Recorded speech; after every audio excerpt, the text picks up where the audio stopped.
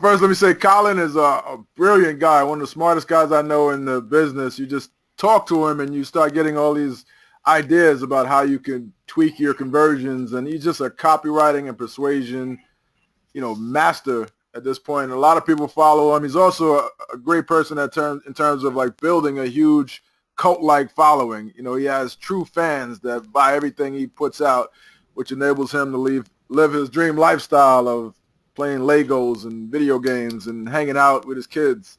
So I'm not gonna lie, Ron. I literally was just playing with Legos. And so more formally, his bio. I probably should put this on the screen so you guys can read along. It's like unbelievable. The Reverend Dr. Sir Colin D. Terrio. He's not just a retired copywriter and premier collector of phony titles, which he bought online. He's also a sought-after professional liar and public speaker. Most famously, however, Colin is also the founder and current leader of the Cult of Copy, a secretive organization of over 15,000 professional and hobbyist persuasion agents placed in all 50 U.S. states and her territories, as well as over 100 other entirely non-strategic countries and commonwealths around the world. Rumor has it that using a homemade rocket, they have recently taken control of an abandoned World War II era Nazi moon base for which they broadcast the secrets of persuasion, influence, mind control, and marketing so that the people of Earth might one day be free from their invisible puppet masters.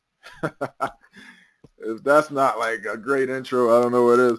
So Colin, come on and drop the science, man. Tell us about persuasion. So, basically what I do for a living is write stuff like that nonsense you just read, and it's a very good living. So I know most of the people listening to this are, paid writers, as in you write as a service. And what I am going to talk about is how I used to do that. I used to be a professional copywriter, first as an employee at a company, and then I went freelance for a couple of years. And what I did right away was, by creating content around what I was doing as a working professional writer, I built up an audience of other professional and hopeful professional writers. And through serving that audience, I was able to completely retire from writing as a service. So now the only things I write are whatever I feel like writing, and I post it mostly to Facebook and a couple of other places. But basically, all I do is talk about a topic I really enjoy, which is persuasion and influence and all that stuff that I wrote into that intro. And I get, really nice six-figure income that grows every year just from doing that. And all I have to do is talk about something I like talking about anyway. So not that you have to imitate that subject if you want to do what I did, but I'm going to talk about some things that I teach to people as far as taking your knowledge and skill as a writer and being able to turn that into a business, whether you want it to add on to the money you make providing writing as a service in whatever avenue you do that, or you want it to replace client work like I did, is up to you, but it will make you less reliant on what can be ups and downs when you serve clients. So if that sounds interesting to everybody, we'll dive in. What you see on your screen is a mind map. All of the products that I make, which I will talk about as part of this presentation, look just like this. I'm way too lazy to make very pretty looking slides, and usually the way I organize my thoughts to do any kind of product or training like we're doing now start out as a mind map. It's how I think, it's how I organize my ideas, and what I found is you don't really have to do a whole lot beyond that if you can explain your ideas clearly when you're doing a presentation. So that's a tip for you there, is you don't necessarily have to use a whole lot of polish if your audience can appreciate the content even in a raw format, which I know you all can because you're all pros, right? So it doesn't need to be pretty, it just has to be awesome. And hopefully you think this presentation is awesome. So the first thing I want to talk about is what sort of started me down my path is this idea called 1,000 True Fans, and probably you've heard about it. It was a big deal for a while. I think it first came out in 2008, and it was originally an article by this guy, Kevin Kelly, and I think it was originally on the Technium blog, but it's something I read way back then when I was still an employee, and it just sort of stuck with me and resonated really well. And for those who don't know it, if you're not familiar with it, excuse me, the original formula was he defined a true fan as someone who follows you, someone in your audience who buys everything that you offer. So anything that you could think of to sell them, they'll buy. They're just that much of a rabid fan of what it is that you do and what you're all about. His idea was that if you create only $100 worth of products a year and you have 1,000 true fans, then you have a nice six-figure business, right? Now, he was originally doing this for artists and musicians, right? That's who he was sort of talking to as far as creating $100 worth of product a year and having 1,000 true fans. And for artists and musicians, they typically have like a $20 price range for what they put out. You know, an album of songs, a cheap little book of artwork, generally going to fall within the $20 range. For those of us who sell ebooks online, whether on Kindle or PDFs or whatever, they tend to mimic print book cover prices within the, you know, $20 and under kind of range, right? What was funny is at the time this guy published this article, so many people just kind of poo-pooed it and dumped all over it saying, you know, oh, how can I make $100 worth of product to sell in a year? That's absurd. And I thought it was absurd to think that you could only make $100 worth of product at the time, because I was working for guys that were selling information products, and like the information products we were selling cost $2,000 a piece. So just selling one exceeded, you know, $100 worth of product a year. But I guess these guys being musicians, they're thinking of like studio rental and equipment to go tour, and it just seemed like impossible for them to think that they could even create $100 worth of product in a year. But I started thinking of an alternate version where, like, if you had only 100 true fans, which is super easy on social media. Most people I know have at least 100 Facebook friends, if not many, many more. So if you get 100 true fans and make $1,000 worth of product a year, the math would work out the same way. I could have a six-figure business and not have to work that hard, because all I have to do is keep feeding the true fans the kind of stuff they want. So if you want to get to $1,000 worth of product per year that you're putting out that people can buy from you and support your leisurely Lego lifestyle like I have, you need a high-value customer. So for us, we want someone who's going to be able to get a bigger return on their investment of buying your stuff, because if you want to, you know, make something expensive, the customer has to get that amount of value out of what you sell.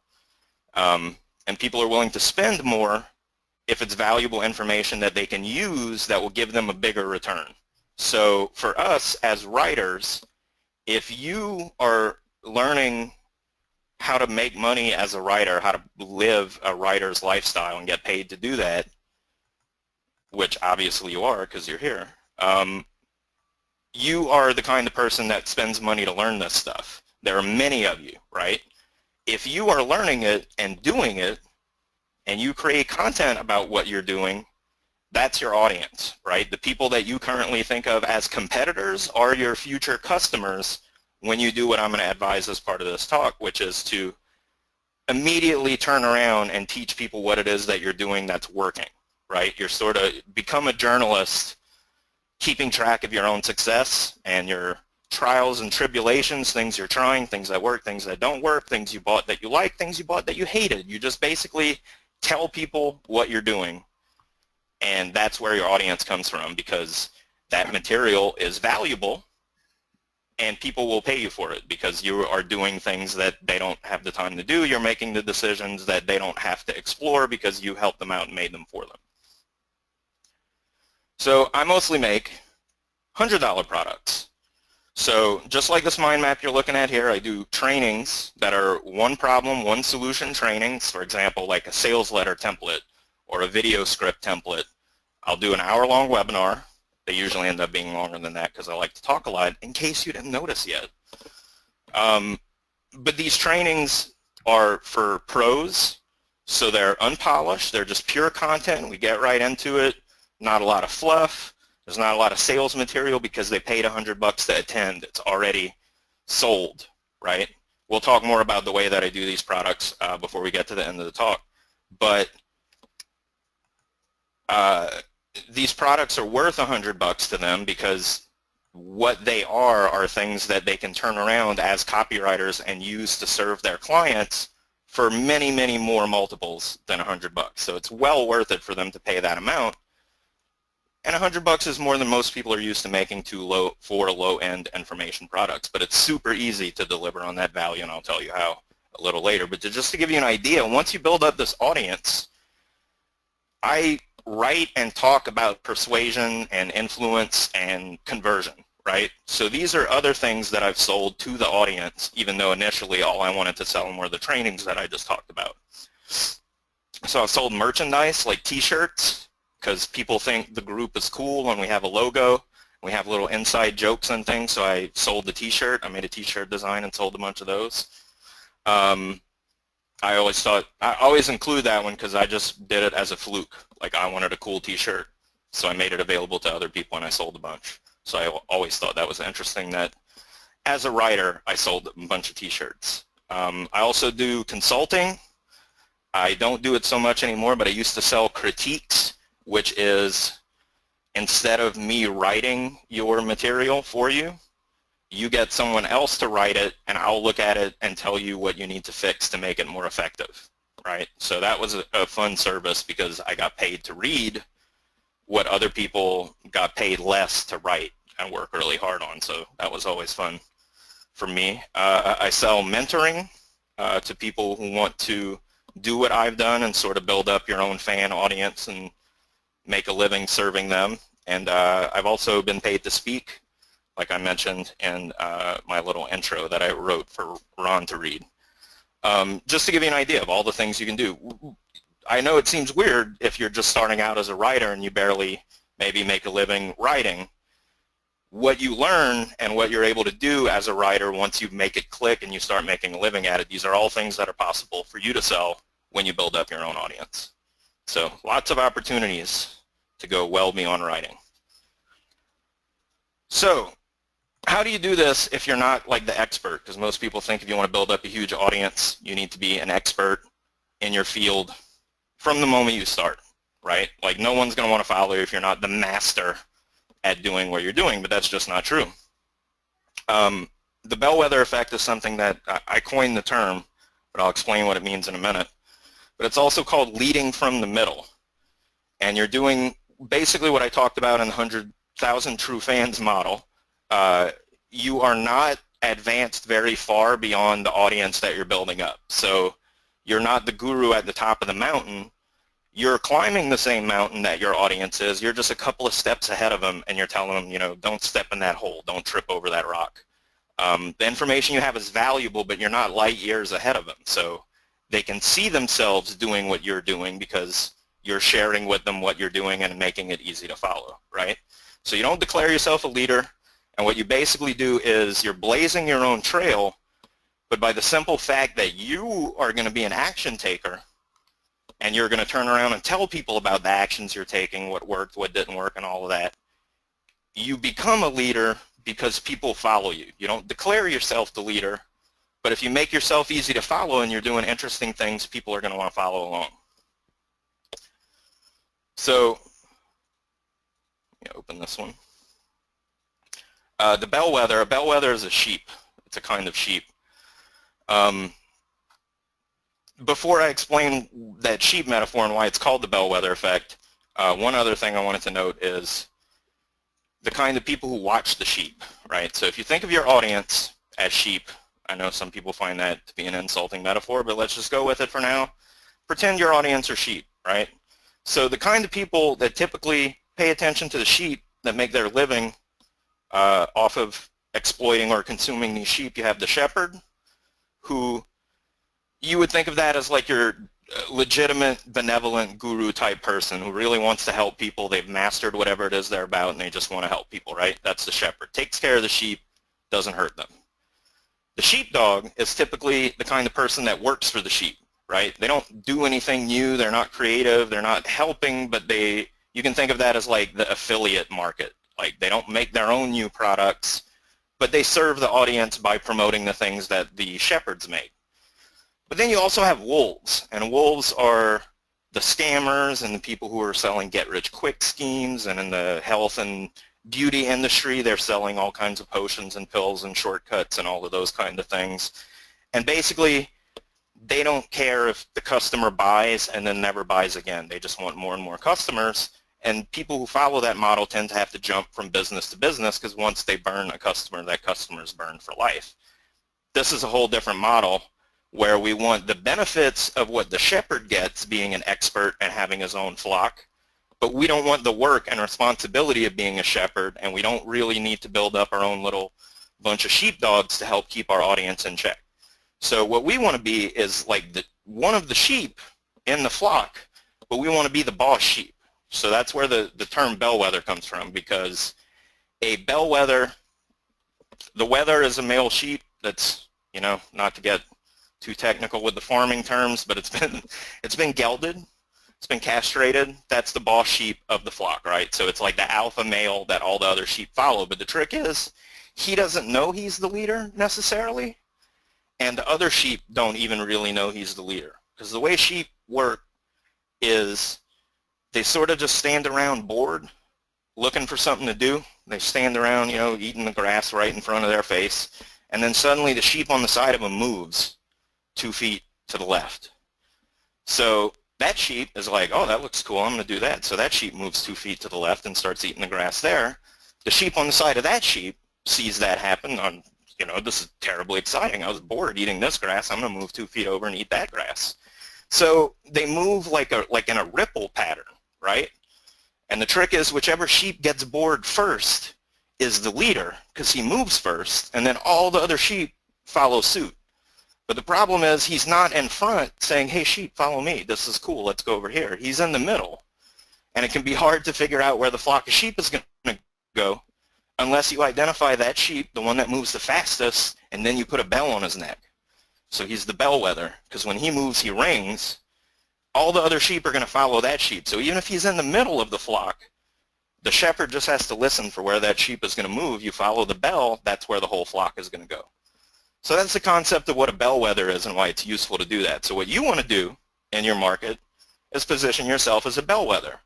You're not a guru, you're not the master, you're a person just like your audience who is executing and learning and doing and getting results and trying to succeed at your mutual interest that you share with your audience. But you're the one who moves first, and you make it easy to follow along with what you're doing because the content you share shows what you're doing. So you end up having a large flock of people who are interested in what you do, following along with you without you having to, position yourself as something you're not or pretend you have experience that you don't necessarily have. You don't have to fake anything. You can be 100% honest, and you will build up an interested audience around what you do. Now the trick is, over time, you get better at what it is that you do. You learn more, you practice more, you become more skilled. Eventually you will be more of a master at whatever it is that is your chosen, pursuit. The audience who's been following along from the beginning, some of them are going to be very successful and, give you credit for helping them along the way. But for new people coming in, they see you as this expert, but if they go back and dig, you've created a living before and after record of your evolution from your humble beginnings to your awesome present that only seems to get better and better. So unlike other people who maybe provide information about what it is that you do, they feel like yours is more factual and more applicable, and they know it works because you're proof that it works because you've been showing them the whole time. So that's why I say if you're going to do this, if your goal is eventually to have such an audience following you and listening to your recommendations and buying your training and paying you for your advice, start it today, even though you're just a beginner. Learn something valuable, do it, record it, share it, and then for advanced stuff, you teach it and you sell it. And again, it may seem counterintuitive, but even if you're just slightly ahead of the audience that you're selling to, it's still valuable for them to learn from you because you actually know what the landscape looks like directly in front of them versus some guru who's been doing it for years and is maybe 10 years away from having to deal with what for you are everyday problems. Let's see. So that's the bellwether effect. Hopefully everybody understands that. If you have any sheep-related questions, save them till the end, and we'll make sure. Yes, thank you for the agricultural and marketing lessons. But that's really great. I mean, and we're getting lots of good feedback that the analogy is very powerful. And yeah, we all think we have to be the expert, and we might have to pretend we're something we're not. But yeah, people want to learn from somebody. I like how you said, like, you know, the person who is the action taker. People follow that person. And how, you know, eventually you do become that expert and you have all these people following you who are now, you know, they're your testimonials because they've been following you this whole time and they've achieved some great results. It's perfect. Yes, exactly. I've frequently had people who will tell me things when I say, oh, well, building up your audience is easy. You just do a little bit every day and blah, blah, blah. And now you can sell information products and generate cash whenever you want. And they're like, oh, Colin, that's easy because you have a huge audience. And I'm like, well, they weren't huge on the first day. I've just been doing it every day for like 3 years. So it's not going to get smaller if I work on it every day. It's only going to get bigger and bigger and easier and easier.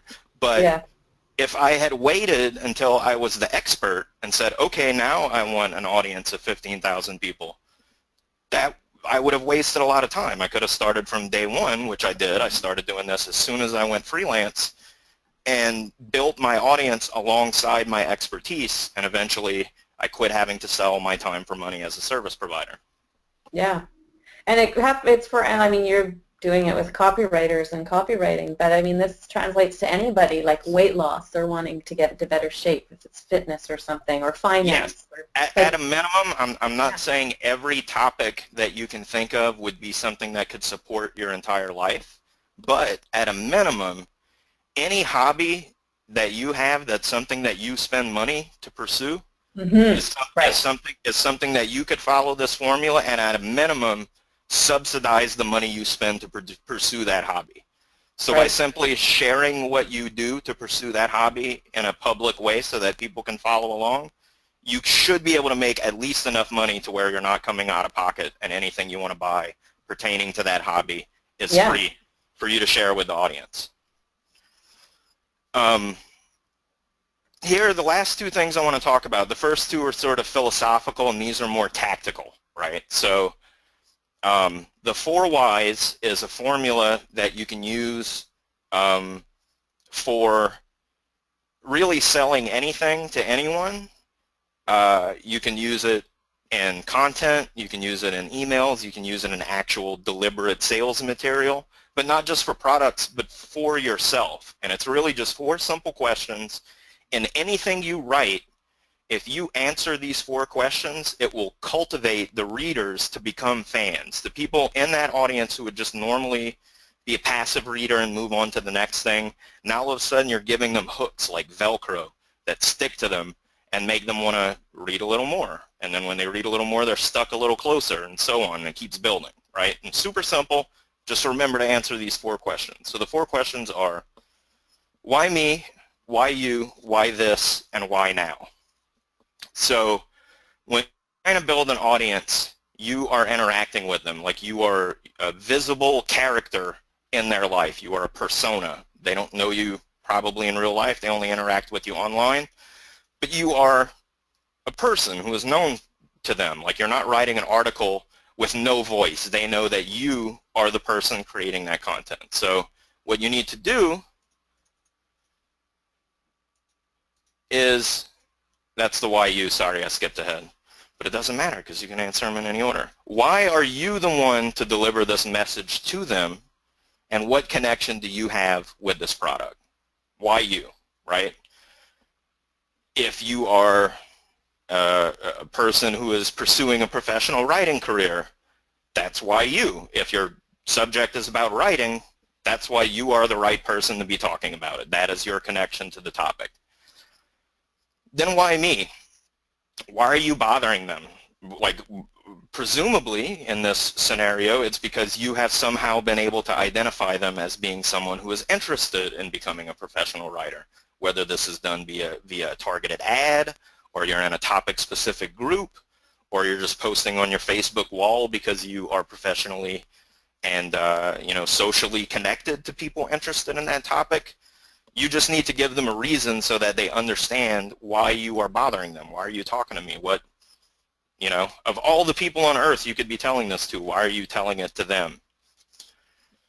Why this? Whatever topic or subject it is that you are writing to them about, whether it's a product or a service or just an idea, an angle, whatever it is, why this and not any other thing you can talk about? It should be unique and special and meaningful and not just a little tidbit that won't do anything for them, but it should, no matter what it is, in any message you write, further them in your mutual pursuit, even if it's just like an inch. If it's just a little thought for the day, a little inspirational quote. All of that is just a slight nudge, but it's better than like a cat picture that has nothing to do with anything. So always be thinking of like, what is it that I can share that's going to push people, whether by an inch or by a mile? And that's why this. That's why whatever it is that you're sharing with them is valuable to them. And you can express that to them, explain why it is. And then why now? This is the big one that really brings the marketing into it. Why is this message urgent? Why can't they wait or hesitate? Why do they need to get into the habit of stopping what they're doing and reading what you posted immediately when they encounter it? I happen to like posting on Facebook a lot. Most of my stuff is done on Facebook because Facebook is one of those things that people give priority to anyway. If I can make that little red number on the globe ding a little higher, they're going to go check it out because they would rather do that than whatever boring thing they have to otherwise be doing. But you want to give them an explicit reason. So if you're doing a promotion for a product, why today? Why does it have to be today? So like in the case of this summit that you're attending now, why today is because that's when we're doing it. It's being recorded live. It had to be today.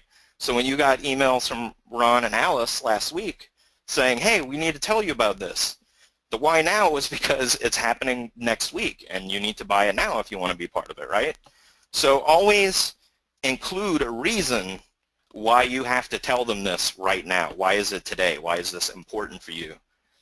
And when you include as many of these as you can, you don't always have to use all 4 if you can't think of a good way to, but you use them cumulatively and it gives people a reason to understand why they're following you, why they like you, why they care about you as a lens for the information they want to know about.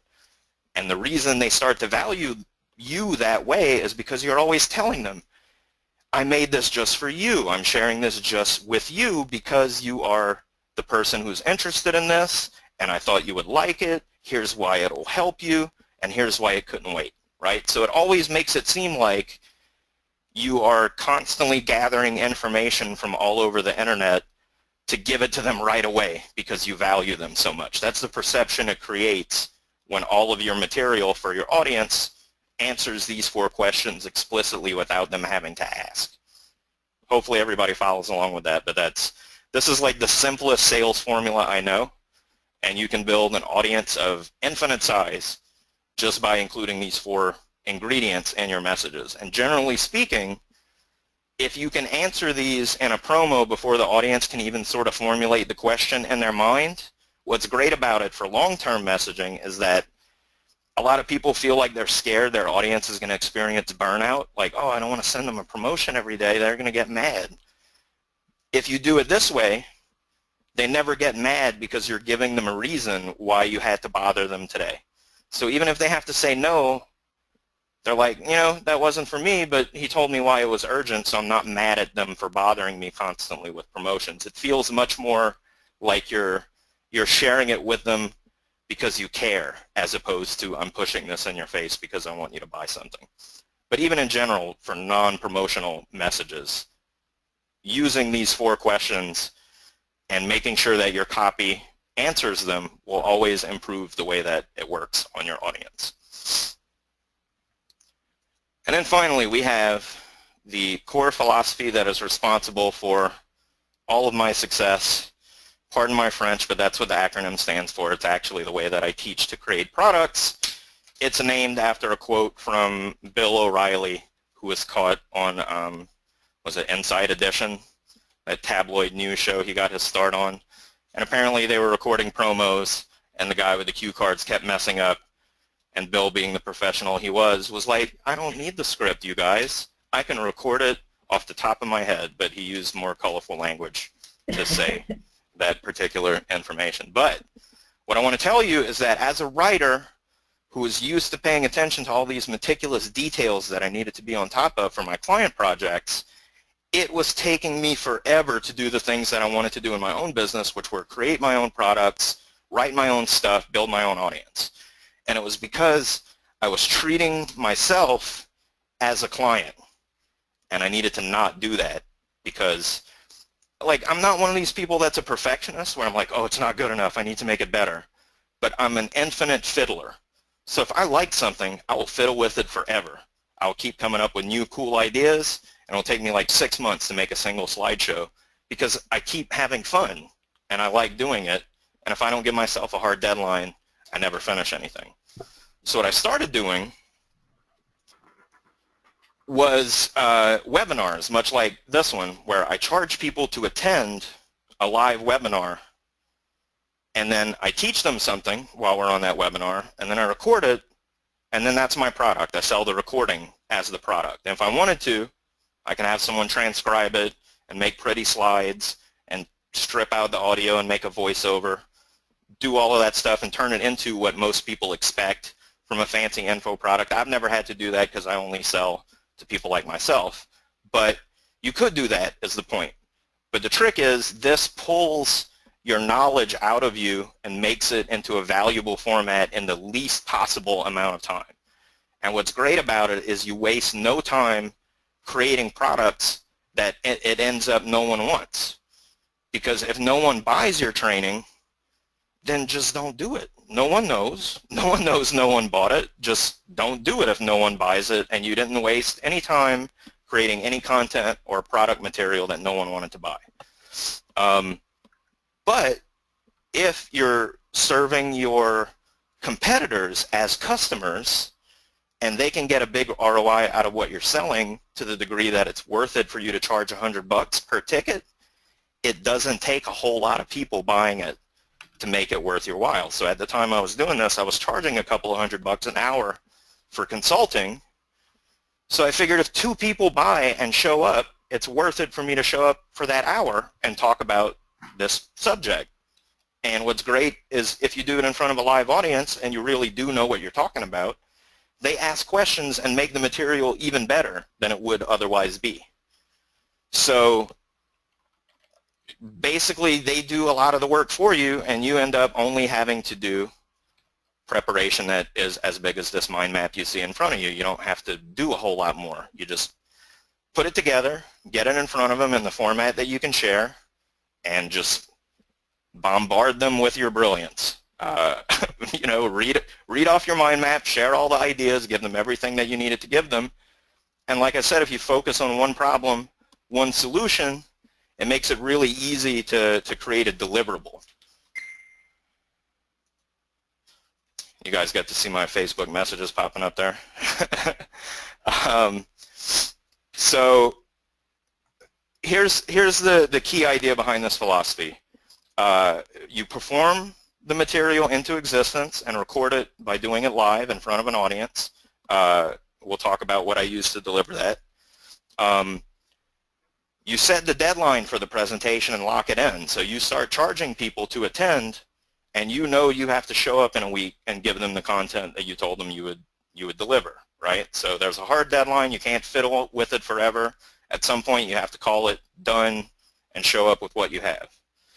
And what's great is, like we said, all you have to do is teach what you're learning and doing right now. You don't have to make a survey product that covers all possibilities on your topic. Just simple problem, simple solution. That's something that people will pay for because it helps them, better do their own work and serve their own clients, because you're giving them a very simple way to solve a problem that either they or their clients will have. So to do this, the idea is it's a minimum viable product. Like we said, it's raw and uncut because you're making it for fans. It doesn't have to be amazing. It's the same idea as, like, who is it, the Grateful Dead, that encouraged their fans to record live shows. So they have tons and tons more material available and recorded for fans to enjoy than the actual albums they put out and sold. But they're all of varying quality, right? Like if a guy's got a little tape recorder in his hand and he's standing in the middle of a field full of screaming fans, it's not going to be the best recording, but the fans don't care because it's about being there and having the recording and it being special and part of an event, right? They participated, so they like that. So it doesn't have to be pretty and polished. That sort of, the aesthetic fits the delivery, I guess is what I'm trying to say there. Like we said, the strength of it is that nothing is produced unless it's been paid for. So if no one's buying it, you don't have to prepare any material, come up with a different pitch. But if enough people buy it to make it worth your while, you have a week to prepare the material, and then you just show up and deliver it, and then it's recorded, and then the product can be sold forever, right? I have products that I recorded 3 years ago. I still sell a few of recordings a month for $200 a piece. And by this point, 3 years in, I have 15 products, I think, total in the catalog. And this year my goal is to do all the work that I've been putting off because I'm lazy, and just do things like, if you bought product number 1, I will send you an email a month later automatically that says, hey, maybe you'll like product 2 also. Because right now I don't even bother doing that, but I guarantee I would be making a lot more sales if I did, especially since I have 15 products over this time. So hopefully you can see how just using these simple principles alongside being a service-based writer that serves clients, eventually, like very quickly actually, in the first year I was able to pretty much retire from doing client work. I was doing only critiques, and then a year after that I retired from doing client work altogether unless I feel like it. Like now I'll do retainers where I'll still do that consulting and critiquing, but you have to pay me for a full year's worth of critiques up front for me to work with you on that kind of thing. And these products are very simple. I use GoToWebinar, which is what we're using now. And then all it is my PayPal account. I have an Aweber account to collect their email. You can integrate those two through Aweber.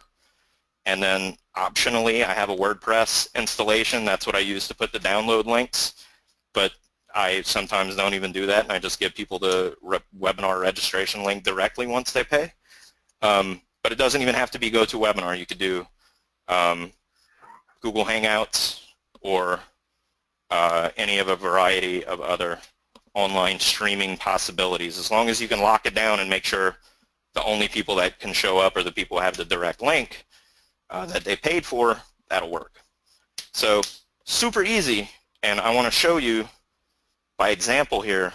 It does not have to be very complex. It doesn't have to be complicated or pretty or polished if you're putting the right information in front of the audience that can find it valuable. So for you guys, I'm presuming you found this valuable because of where you are in your career, hopefully, and you can see that you found value in what was a very stripped down, very raw, very direct presentation that hopefully you would have paid for if, you would know me and wanted to follow along in doing what I'm doing. So hopefully by example you can see you could do exactly this starting today, and maybe 3 years from now you would have an audience of multiple thousands of people who pay you to talk about a subject that you like and would talk about all day for free. That's it. That's all the material I had prepared. I was only supposed to go a half hour. I did pretty good. I only went 10 minutes over. But we will pay you over time. Yeah. So yeah, any questions, comments? Yeah, Anything? You're getting a lot of great feedback. Getting a lot of great yes. feedback. Very valuable, awesome content. Well laid out. They like your mind map. They're intrigued by that. Yes, and you use FreeMind for that? Someone was asking. Yeah, I use FreeMind on my laptop, and then I think it's called iThoughts on my iPad. But really what I was looking for is FreeMind uses .mm files, and those are like an open format that every other software uses. If you use, like I think Xmind is not cross-compatible unless they specifically code for it. So my goal was just whatever device I use, my iPhone, iPad, laptop, I just want to be able to pass those .mm files in between them. But yeah, I don't try out a bunch of different software. I just picked whichever, I downloaded the first one that said it could do .mm files, and unless it didn't work well, I kept it.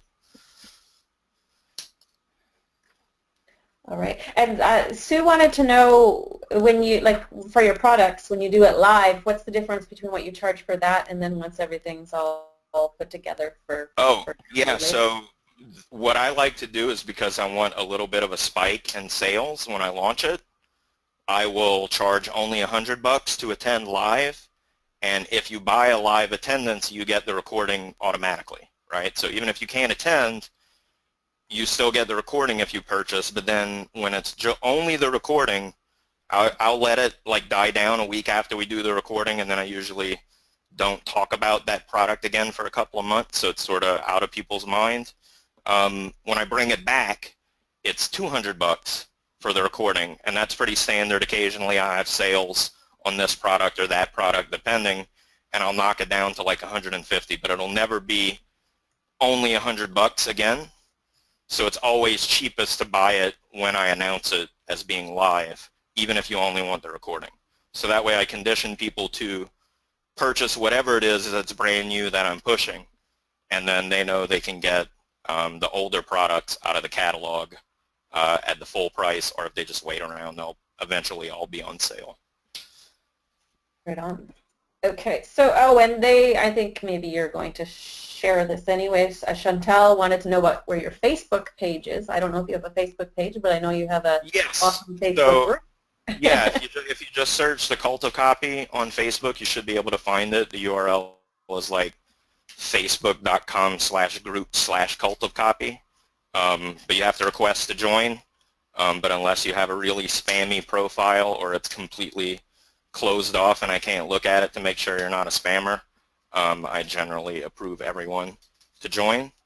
But yeah, if you like any of this stuff, this is the kind of stuff that I post, but a lot of people share, psychology articles, influence articles, persuasion articles, that kind of thing.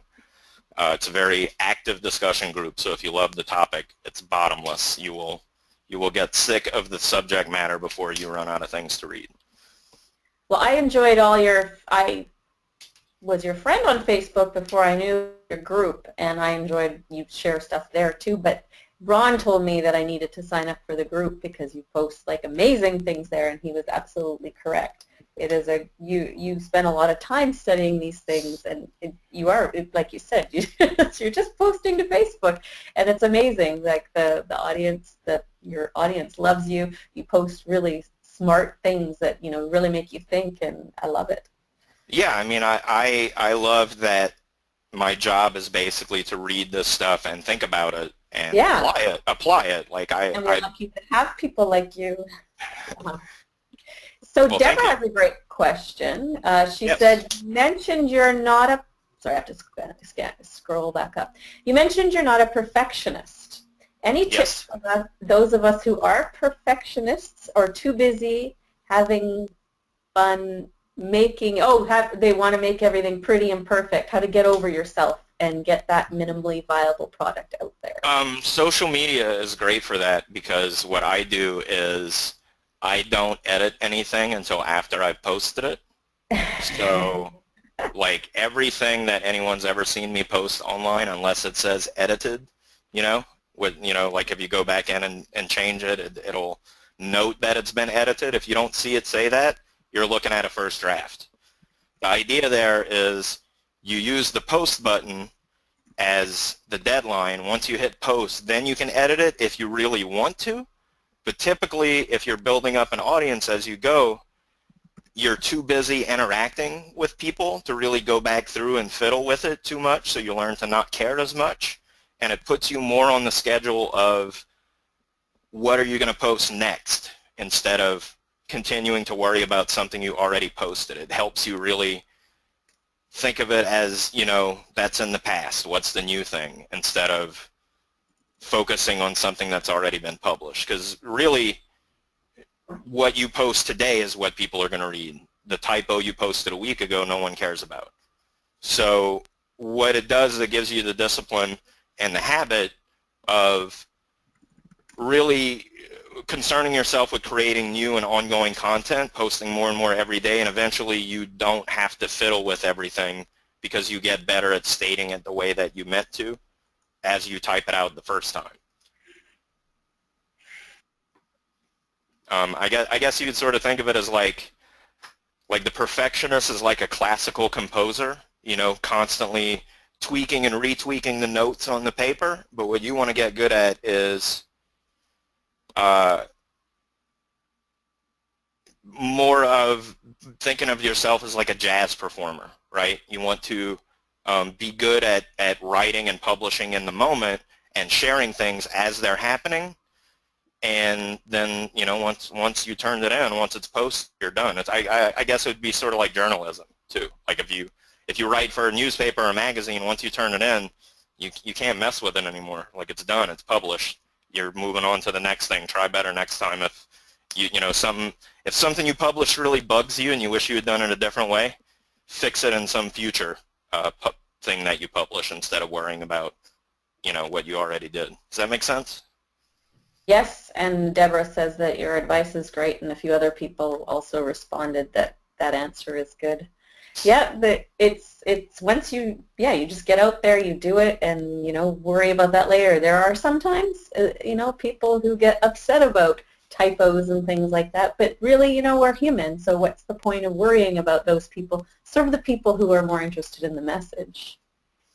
Yeah, and I mean it's good to have big plans and grandiose visions for what you want to do. But I find, like, for example, I knew from the people that I worked for before I clients that what I wanted to do was like position myself as this expert so that I could sell information products. And I knew these guys are selling information products for like $2,000 a shot. And I knew I didn't have the ability to sit there and create enough content to justify something of that price tag.